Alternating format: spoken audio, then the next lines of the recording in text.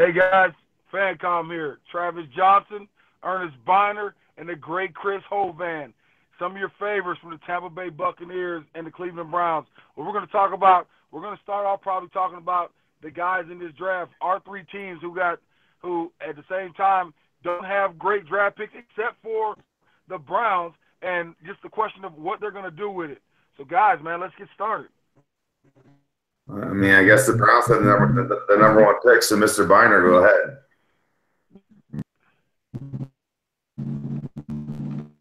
Ernest, Ernest.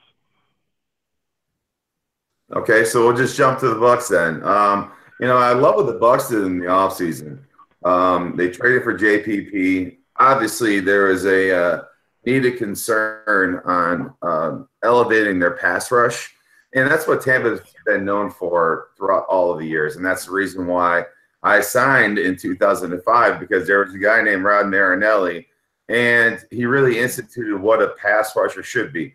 Granted, I wasn't the best pass rusher, but I think there's a lot of prospects in this draft. I really like the kid Marcus Davenport. Yes. Texas, was it University of Texas, whatever, San Antonio. He's got great upside. He's 6'7", 265. He can do it all. And what he really did was he showed it in the combine. He elevated his numbers and just proved to everybody that, you know what, if you take a chance on me, the upside is way more than, what people thought. I agree. I agree. My question for you though, Chris, is I know of course Tampa Bay's been known for pass rushers from the days of course Rob Marinelli when he brought everybody in, and that probably was one of my biggest regrets not going to Tampa Bay, because that's really where I wanted to get drafted, because I knew if I go to Tampa Bay I can play for a long time because I got a guy like Rob Marinelli teaching me my craft. My question for you is, being that your franchise quarterback had a struggle of a year last year in Jameis Winston, do you bring in more O-linemen? Do you bring in a bigger tight end? What do you do to help him become that franchise guy that he was a couple years ago? Well, I mean, obviously you have to protect the quarterback. And, the thing is, what I do love about Jameis is he plays like a defensive player. And he reminds me of the attitude-wise of Brett Favre. Now, Brett was a gunslinger and Brett had an attitude. But at the same token, all the guys fought for Brett. And you know that when you get a quarterback going out there and taking hits, and sometimes you're not going to be perfect all the time. But when you show that attitude, especially as a defensive lineman, you're like, dude, I got you. And that's what I love about him. But you got to protect him. You got to give him some targets. They have. They drafted the kid from Alabama last year. They have another tight end. Deshaun Jackson is his own entity. He's got to find his niche within the offense. But yeah, I mean, the more weapons that you give him and simplify it, the kid's a baller, man. Oh, no question, no question. And Ernest, man, good to have you back, Ernest. My question for you is, good to be back. My question for you is what are y'all gonna do with those top four picks, those two top four picks?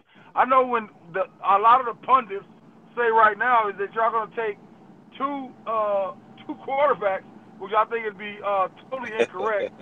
No, I don't think so either. But go ahead. If you had a case for one quarterback, who do you think your guy is? Well, I like the guy Josh Allen. I looked at him. Some of his incompletion, the ratio of passes. Some of it is also contributed to by him throwing the ball away, and also, he contributed to a little bit as well. But I like the way he plays the game. I looked at him. I probably looked at about maybe 8 games, and I found him to be a real competitor. And it's like just like James would be good on defense.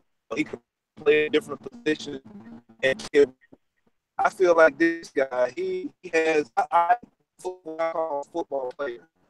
Guys that I think he played tight end. If he got the tight end, he played well. I love guys like that, and I think that type of energy is definitely infectious. And I believe that he can grow into one of the guys that can be a leader, a guy that can actually be a franchise quarterback. I also like Donald as well, though. I also like him. I like either one of those. If they're going to take a quarterback at one, either one of those, I would be happy with. I mean, when you talk about Josh Allen, my question is, I mean, what makes you think that he's going to become this completion percentage guy? I mean, his entire career since he started from the time he was a junior varsity quarterback in high school, he's been a 50% guy, a 40% guy. Chris and Ernest, we've always had a saying: you are what your stats say you are. You are what your numbers say you are. Right, And my question right. is if his whole life he's been a 40% guy, 50% guy, how's that going to change when he gets in the NFL when things get a little bit more complicated? Did he have those Well, problems because the talent level around him wasn't there, or did he have those problems because that's who he is? that was what I was going to say. I think when the talent level gets better, the training process gets better. The kid, I know, in his game, I think this guy will put the time in and do whatever is necessary to grow into the type of quarterback that he can be, or should be. I mean, if he becomes that, if he does be that 50% guy, then he'll be one of the guys that'll be out of the league very, very soon. But I don't see But at that. the same time, the Browns When can't afford to have. I watched it, but when I watched him though, I don't see that as it's going to be an issue. I just feel that the case. But you're right. The Browns can't. They can afford to draft the guy that. But I tell you what. This guy to me again. I'll sell it again. He's a football player, and I believe he'll be able to do the things necessary to be successful because he loves it that much. And with that fourth pick, what are you looking at? To tell you the truth, I like Saquon as the best player, but I was saying that they're going to draft a quarterback at one, and those two guys are the guys that I would draft. Now, the other thing, I see Saquon Barkley as the best player in the draft, just like a lot of other people do.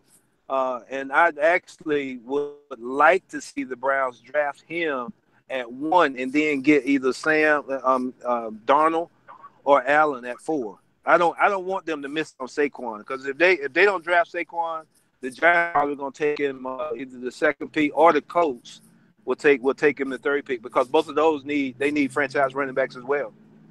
I agree. I agree. Uh, so Chris, I know you're a big D lineman, like I'm a big D lineman. You talk about the guy you want to see go to Tampa. Who are your other favorite defensive tackles out there from what schools? What are your other guys that remind you of yourself? A big body guy that I mean, from the two gappers to the one gap penetrating defensive lineman. Who are your guys off the top of your head? I know it's kind of a little bit of a throw it in the air question, but who are your guys? Well, you know what? I like the kid Tim Settle from Virginia Tech. If you're looking for a big body kind of kid, they're talking about the kid from Washington. Granted, great player. Vita Vea. I mean, Vita Vea, yes. this kid Settle, man. If you're looking for that, maybe two gap, maybe one gap, cross face one gap. He does a great job. He's got great size, and he moves really well. I love if you're going for like a wiggle guy, I love Hurst. Yeah, he had the hard thing, and everybody goes through like whatever through the combine, and then they have to go back and get reassessed and whatever. But Hurst, what I've seen when I watch him, because I'm an Ohio guy.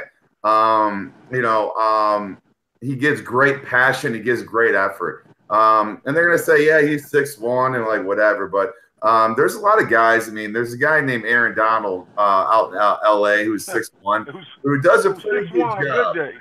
Yeah, he does a pretty good job. So, but I think the factor in the draft is going to be Taven Bryan.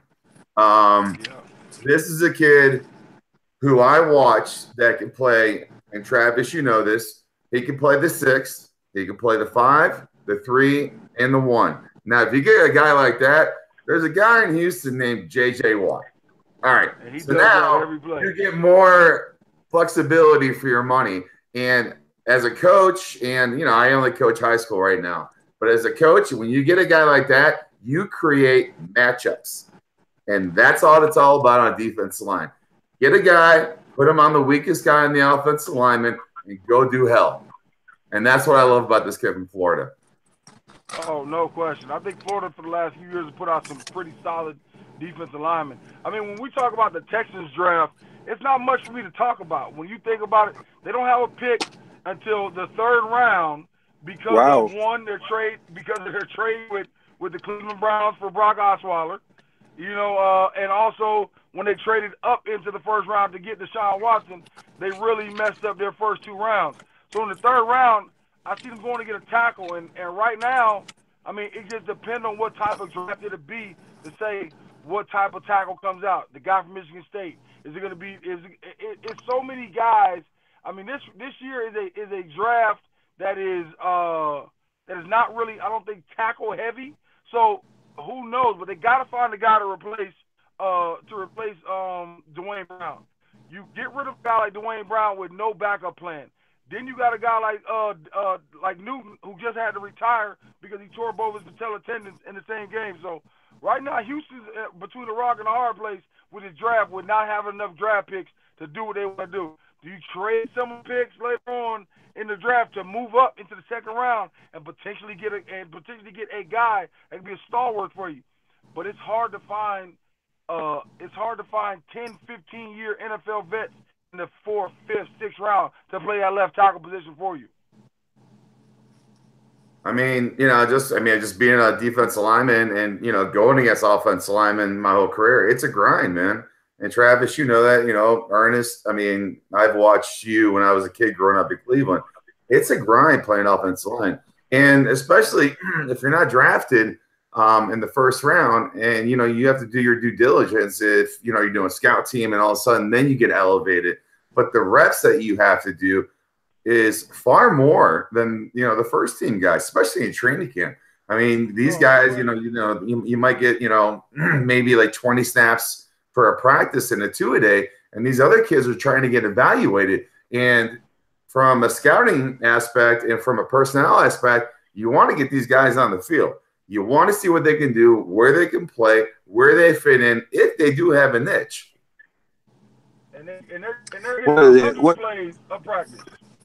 Right. One of the most difficult things, for especially pass protectors is getting those reps that are what we call quality reps. Now back in the day, we practiced twice a day with pads on. So they had an opportunity to go full speed and be able to develop their pass blocking skills. Nowadays, it's very seldom that they get a chance to even go full speed or go where it's almost like game conditions. So, that process of development is one, first of all, is crucial, but second of all, it's for the most part, it might not even be available.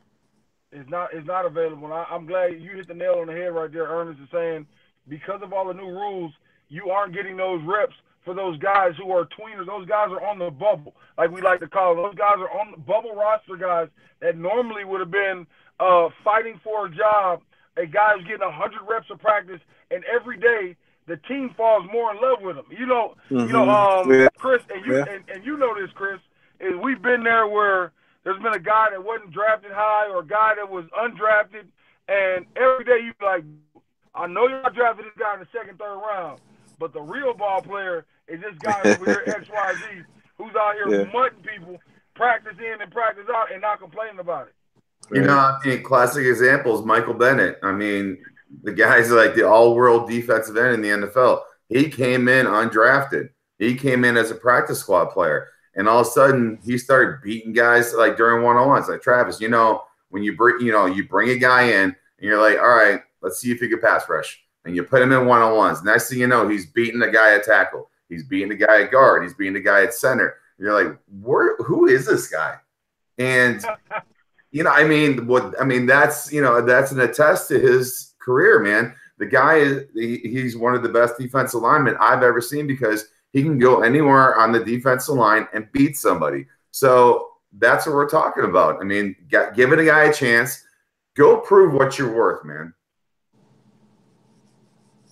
I agree. I agree. I mean that.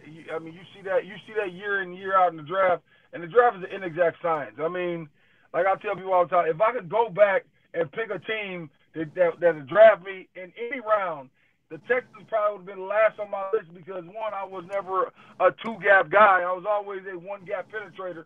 You know, I was made to go to Tampa. I was made to go to Indy. You know, I was made to go to some of those places where, you know what, pin your ears back and go get it. So I think that's the biggest issue with the draft itself and with some of these kids is, you know what, kids, speak up. If you feel like you're a two gap guy, say I'm a two gap guy. If you feel like you're a one gap penetrator, I think they need to say that. I think the draft will get a lot easier on teams when it comes to the evaluation process. Yeah, the thing is too. I mean, you got to fall in love with the defensive line coach. You know, when I went to Indianapolis, you know, I fell in love with Mike Waffle. He was the defensive line coach for the Raiders, a protege of Rod Marinelli. But just talking to him during defensive line drills, I'm like, oh man, I really have to play for you. And he's like, I don't know if Mr. Davis is going to let me do it. Another guy, Bill Kolar. I mean, Bill Kolar's a great guy. Dude, I mean, these are the guys, and I never got to play for them. I was fortunate to play for Rod Marinelli for 1 year, and but these are the guys that are the standard in the NFL. And when you meet them, I'm gonna throw you under the bus, Chris. You forgetting Jethro Franklin? Who? Didn't you play for Jethro? I love Jethro. I'm sorry. You know what, Jethro? Mr. Franklin, I'm sorry. I loved you, man. Hey, no, I just give you a hard time because you know what? Jethro's a great dude, great man, a good coach, but he's still not on the level of the Mike Waffles, the Rod Marinellis, and the Bill Kolars. So I feel you on that. No disrespect. I love playing for Jethro. It's just, you know, you'll, especially, I mean, you meet some coaches and you meet them before the games. Just, you know, I mean, you guys know this, and you talk to them. You're like, dude, this guy's fucking. Oh, sorry, this guy's got a vibe, and you know, sorry, but you know, I mean, that's how passionate it is. I mean, like this guy gets it, and if I get an opportunity one time, I would love to, you know, especially with that, you know, with the other guys on the defensive line because they get it too. So you just want to be part of that group, man. Yeah, you know, one of the things as far as being rookies and actually being, I mean, players in the league in general. I mean, the development process is always continual. It is good, you know, for me personally, it's good to have a good relationship with your coach. You know, I've always looked at my coach as someone that I can look up to, and someone that was actually somewhat of a mentor of mine as well. Marty Schottenheimer was probably, you know, Marty and Coach Gibbs were guys that I knew that I could look up to, but the guy in the room was the guy that really kind of helped me to be able to develop and go to that next level. And I think that's what y'all are mentioning. Having that good relationship, and you know, to me, one of the critical things about my coaches was I wanted them to be honest with me about what I needed to do. Yes. Because if they were honest with me, then I could go and try to do whatever it was and make myself into whatever they saw that I might have been lacking. So I really appreciated the coaches that did that for me. And that's the way I wanted to do my players the same way. The things that I like that my coaches did and modeled, that's the things I wanted to help them to develop into the players that they could be. And hey, Chris, so we're up against we're on the last 4 minutes of the show. I got a question, Chris. If you had advice for a young kid coming out in the draft this year and getting ready to have life-changing money and everything, what would you tell them? And Ernest, I'll get to you right after that with the same question. First of all, I'm sorry, Ernest, you going first? No, you go ahead. No, you go. Good. No, you go first, Chris. All right. Never sign power of attorney. Always get a reputable financial advisor. And you don't really have to, you don't have to, invest all your money like right in the beginning.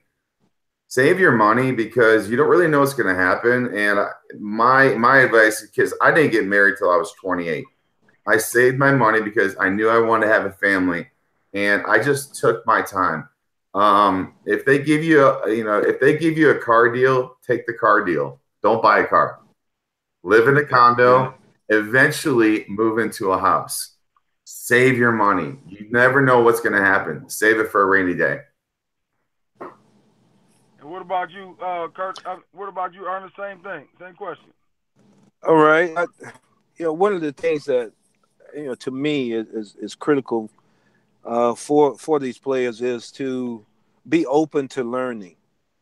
To go in the don't think that you got all the answers, because nobody has all the answers anyway.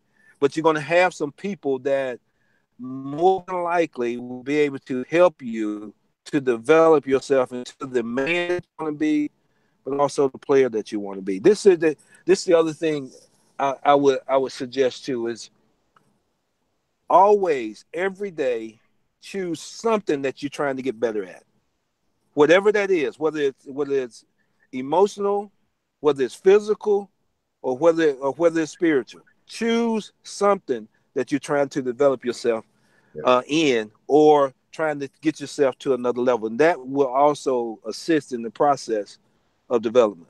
Yep. And I think what about you, baby? For me, I would have to say, go in and work hard. I think you go into a place and you find that vet. Like the vet for me was Jeff Skanina. You know what I mean? Jeff Gotta have a vet, who played 17 years in the league. I think find that vet that's going to teach you how to be a pro. Find that guy that get there at 4:30 in the morning to go through his process, go through his routine.